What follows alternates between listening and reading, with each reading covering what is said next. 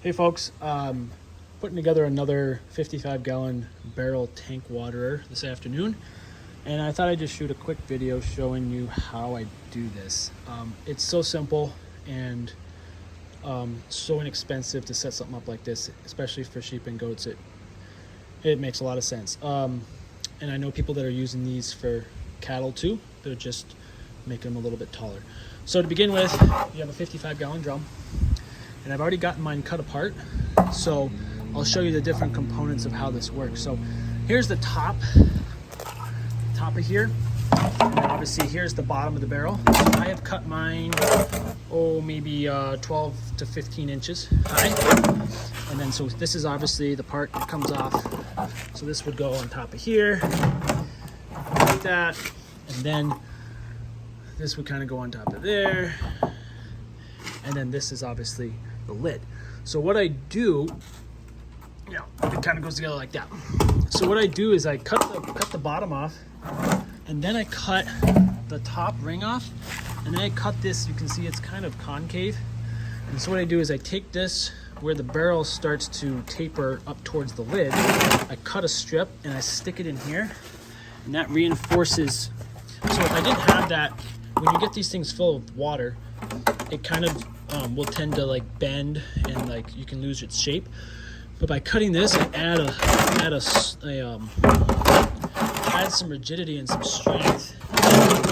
Line up these holes here.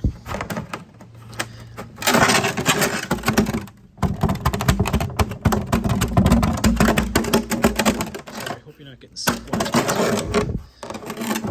Anyhow, so now that is a lot stronger. And then what I do is I just rivet it. So the only tools you really need is a Sawzall. I use a Sawzall for cutting it apart, a drill for putting holes through.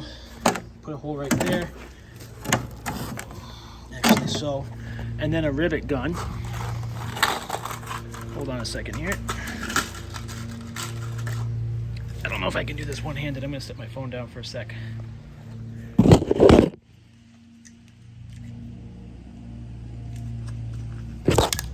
Okay, sorry about that. So I need three hands to make videos and show people how to do this stuff. There's my hole right there. And so then all I do is I just rivet it together. Give me 1 second, I'll put this in there.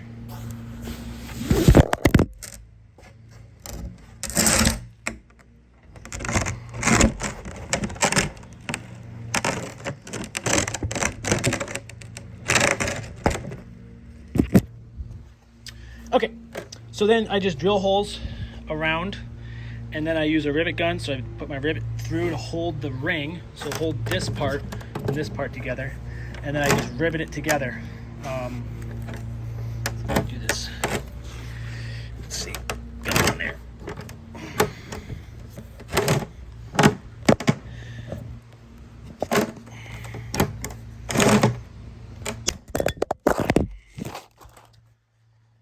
Okay, there. So there's the rivet, and that'll hold it. And I'll actually take a pair of pliers and I'll just smash that down. So I'll probably put 6 or 8 around the edge here, and then we're good to go. So now that creates strong. And then if I want to add a float valve, I'll just drill a hole in the side, put a float in. You can see some of my other videos how I've done that. But anyhow, just wanted to show you how to do that. Sorry for having to set the phone down so many times. Just a couple tools needed. Barrels are most times free. Just get the ones that are food grade stuff is better for livestock. Just be careful what chemicals have been in there, and if you do get something with chemicals or petroleum products, you want to clean them out really well. But I know these are just had food stuff in them. So, and then I would also suggest cut them on your garage floor here, because this blue stuff, if you do it on your yard, it'll never go away, and you'll have blue in your grass. So I just do it in a concrete floor. Anyhow, I'm gonna finish riveting this up, and I got to get some water to some sheep, but thought I would just show you quickly how I do this. Have a good day.